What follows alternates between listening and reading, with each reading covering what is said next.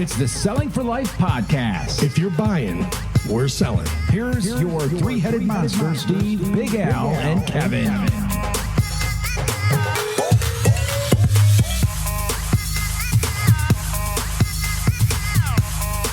All right, well, welcome to another installment of the Selling for Life podcast.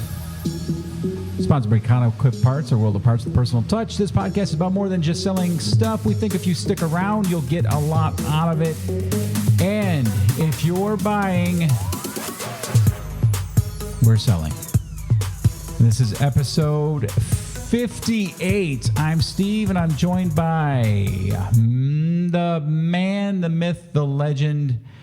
It is Equip owner, eternal enthusiast, and break dancing Hall of Fame inductee, Al Alexander. Hi, Al.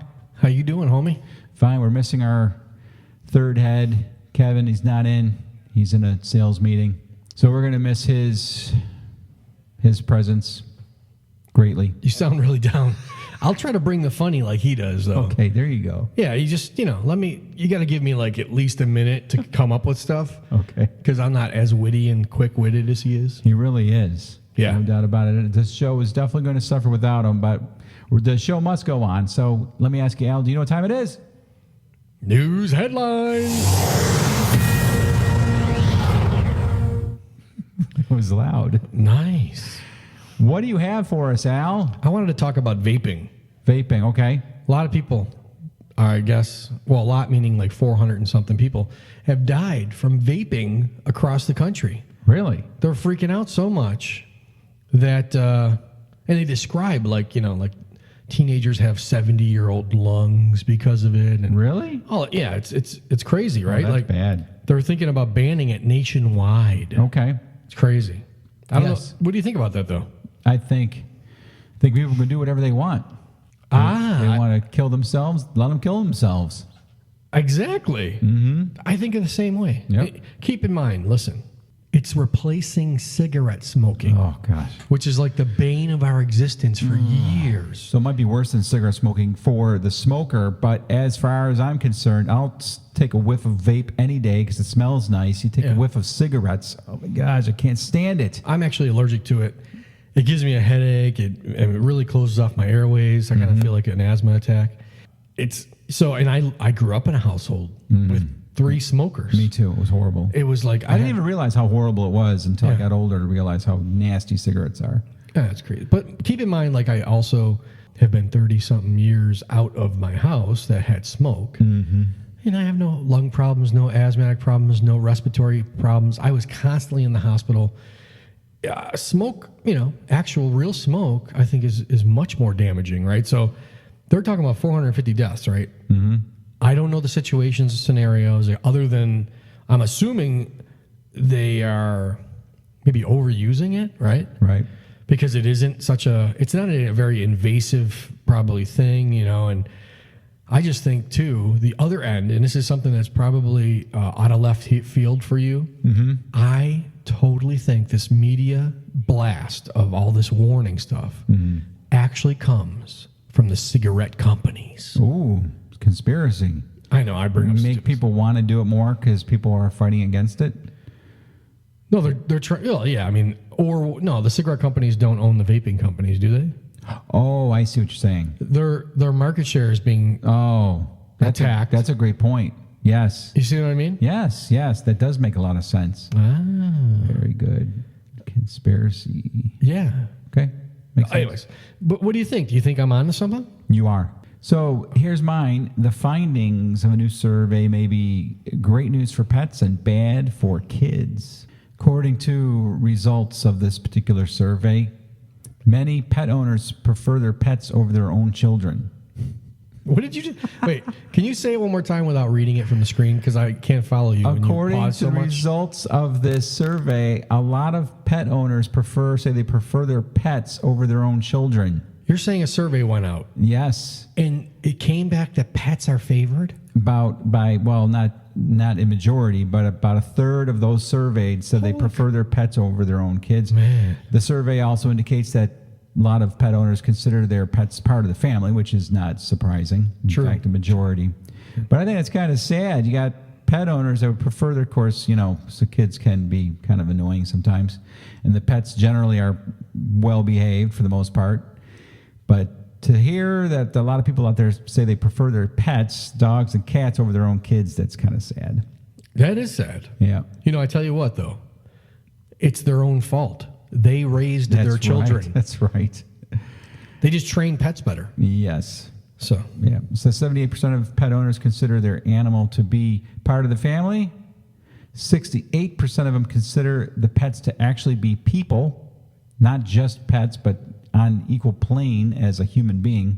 Yeah, nice. And about half of them said their pets understand them better than their own best friends or family members. Oh, man. Boy, people are messed up.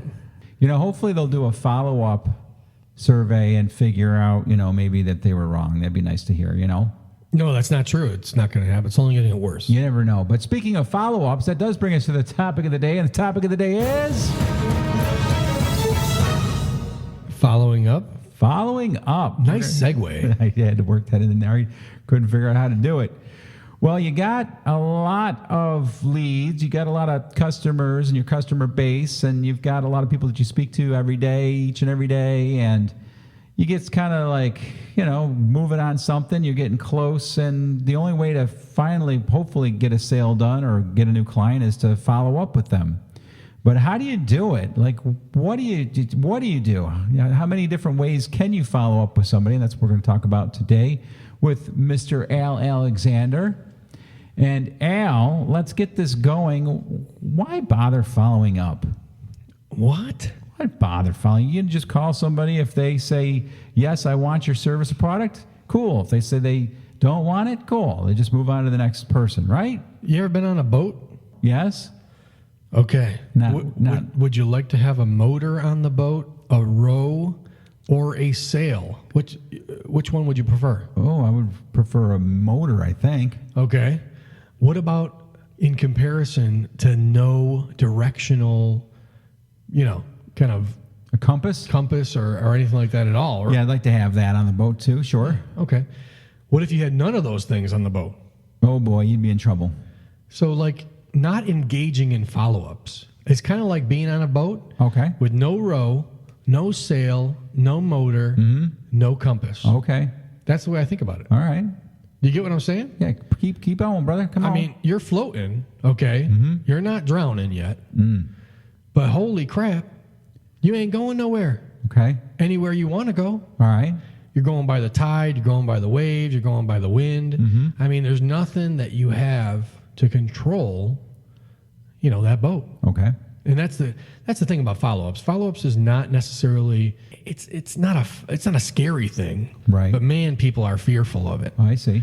And so they avoid it. And they think, oh, okay, well the next thing's gonna come along, or if somebody really wants that, they'll get back to me. I don't want to impose on anyone. I don't know what to say to that person. I don't know how to follow up. I don't know what to bring up. I don't blah blah blah. It's a lot of eyes, right? But if you said the analogy just to anyone about the boat and the motor, I'd rather have something. Give me an oar, give me a sail, and even my example is, well, an oar that's going to get you in a certain direction. It'll move you. But it's not as good as a sail, right? And then a sail is not as good as a motor. So there's even varying degrees in the sense of propulsion, right? Right. Just like there is for follow-ups. Okay. There's varying levels of things. And in many other situations, you might have one being better than the other, There's a few factors you got to, count on. There's a few factors you have to record, almost results. And as we always say, you got to know what you're doing to know where you're going. Okay. So in follow-ups, I'd say it's very important, or else you're not actually in selling at all. Okay. You're just going to be pushed around by all the waves and the wind. All right. So you got a bunch of people you've had on the phone or you've met in person. How do you know who to follow up with? You want to start with the top of your funnel, the top of your customer list. And when I say top, there's a few factors that I'm counting as top. The ones who like you, who trust you, okay, and that you connect with Right. are the easiest ones to start with. Okay. The ones that are most recent, fresh in the mind. Because I like to do things that are easy. I also like to do things that get a high rate of return. And those factors that I just mentioned are going to be where you want to spend your time, and you'll get the most response or most return on your effort. Okay. Gotcha. There's nothing wrong with doing easy, right? Right. That easy's. I like easy. Yeah. Okay. And then when it comes to those people that you're reaching out to, do you reach out to them all the same way? Do you do automated emails? What are the types of ways of connecting? Everything counts in large amounts. Okay. Do it all. You know, the concepts of marketing and or follow-up, I think, work best from many different angles. Each particular customer that you're speaking to is going to have a preference of communication. They're also going to have the way they don't want to be communicated. So, and then there's going to be ones that are just, I guess, I'll call you, don't call me, right? Right. No matter what it is, though, they have a goal in mind. So whatever follow-up you're using, it has to be geared towards the customer's needs being met. Okay. The customer's viewpoint of your value to them, not the other way around. Okay. You know, because, think about, sales are going to get me commission. Sales are going to sell my product. Sales are going to move forward our company. But the ultimate goal is genuinely being there to serve the customer, get what they need, and how it builds value in their life, as well as the follow-up. Right? Okay. The you in that equation, you making their life better, not the other way around. Okay. What is the best way to tee up a follow-up? I posture with relevant content, things that you know. I always start on common ground, okay?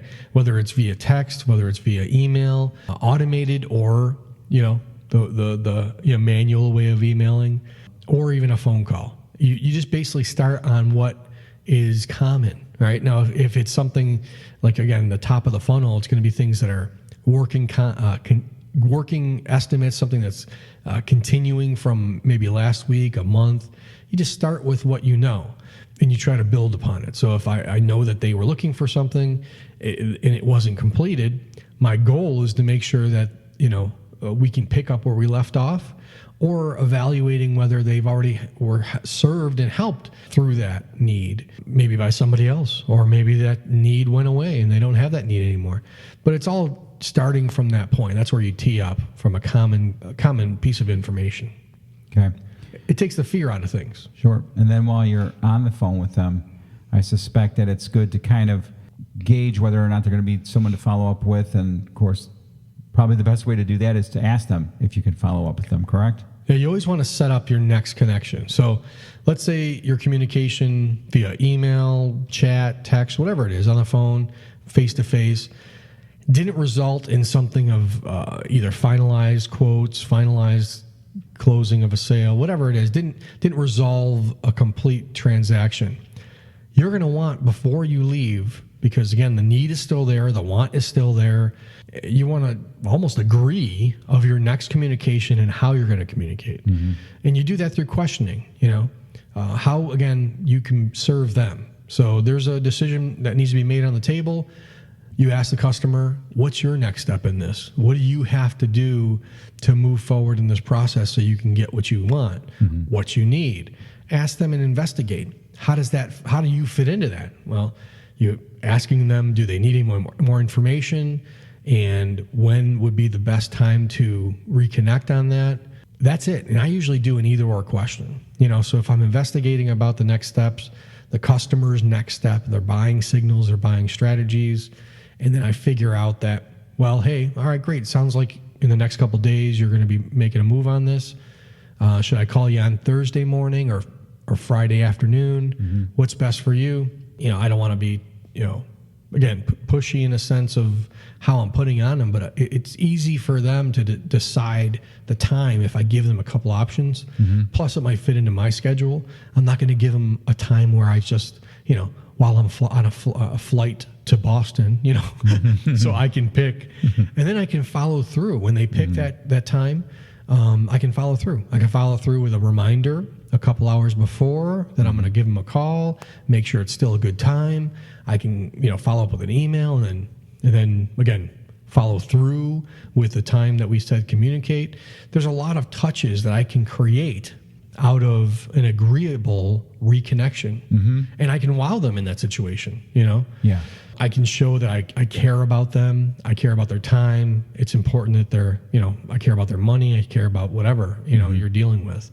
And those extra touches that I can involve other communication lines like texting, like calendar reminders, like whatever, build value in you and how that you do business with them. Boy, if I set up a time and I send a calendar event out to that person, they're going to get it in their email, or I send a reminder the next morning that on a text message that I'm going to talk to them in a few hours. Yes. Is it still a good time? How do you feel? Well, you feel valued, like your time is valuable, that I'm on top of it. And that itself allows follow-up to be exponentially effective. Yes. Yes. And when you do say you're going to call at a certain time, you should do what? Call at that time. Call at that time. And to avoid forgetting calls or actually calling somebody more than once by accident, what should you do?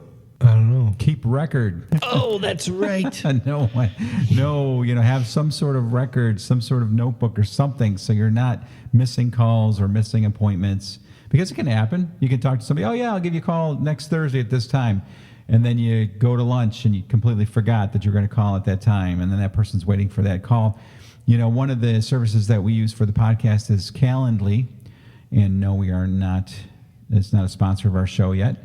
But that if they send a hat or a T-shirt, we could totally plug them. But Calendly is a very, yes, sir, very good way to reach out to clients. We do that for our podcast.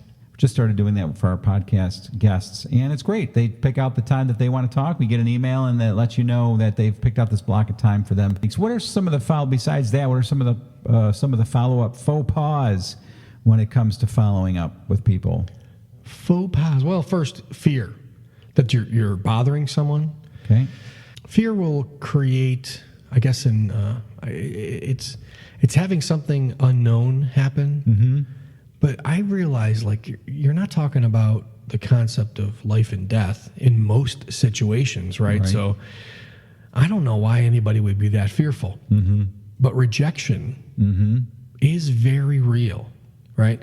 So that's why people fear. It holds them. It gives them second guessing. It causes bad timing sometimes. It causes, like, if I communicate with somebody and I found out that they're in an emergency situation and they're obviously seeking out what I need, what I have.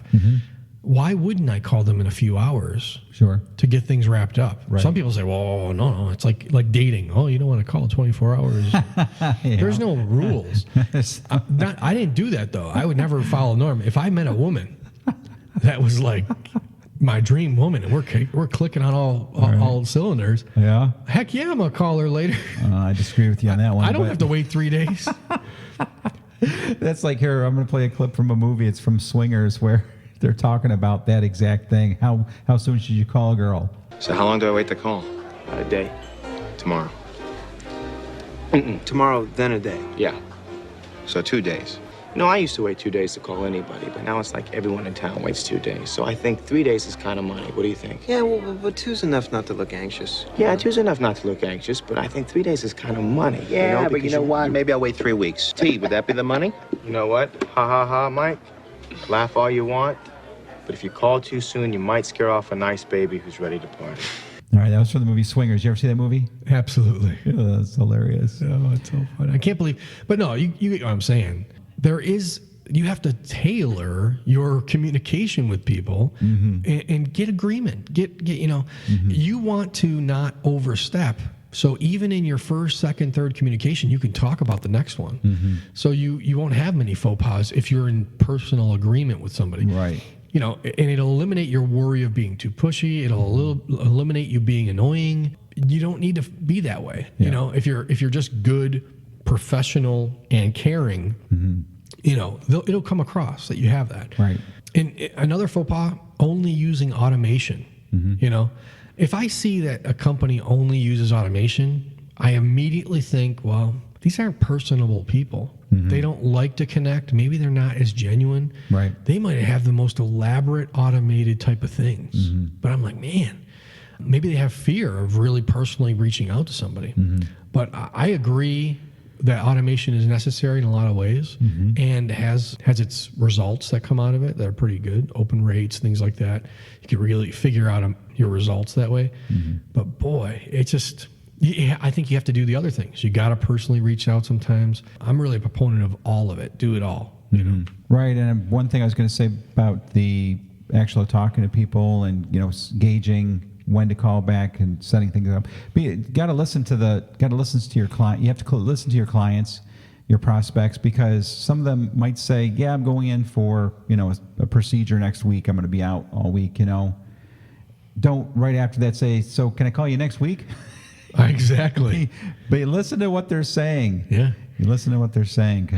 I would ask them a little bit more about, oh, man, it sounds crazy. Are you nervous? Are you, right. Where's it going to happen? Send them a get well card. There you go. And you can go the extra mile. Send out some clothes, send out some gift cards, send out a bouquet of flowers. Right. Let people know that you're really interested in them beyond, their money, because I am. Okay, I was going to say, this is genuine. This isn't just a sales tactic to take advantage of somebody's misfortune. No. You actually do care, and that's probably the top part of being a good salesperson is really caring about the people. Yeah, I think the follow-up will be genuine and will be natural and not annoying and or pushy if that is your lead. Is that true motivation? Yeah. Like last year when we called people on during the Christmas season just to say Merry Christmas. We didn't ask them about if they needed any parts. We didn't ask them about anything sales related. We just called to say Merry Christmas, and a lot of people did appreciate that. Oh, they loved it. All right. Well, that brings us to our next segment, and that is inspirational message. Hey, whatever you do in life, whether it's following up with somebody or meeting them for the first time with a good first impression, don't be a boat on a water without oars and sails and, a motor to rely on. Don't be fearful of using all those good tools. They'll get you where you want to go. Yeah, so that was one of your best ones yet, Al. Thanks. I really appreciate that. Well, that brings us to the end of the 58th Selling for Life podcast. Check out our new website that I've been working on really hard, sellingforlife.com. And follow us on Facebook and Twitter. So remember, whether you're selling outboard motors or you're trying to convince somebody you really are just calling to say Merry Christmas, that you don't want anything else out of them, one thing is for sure. You are always selling for life.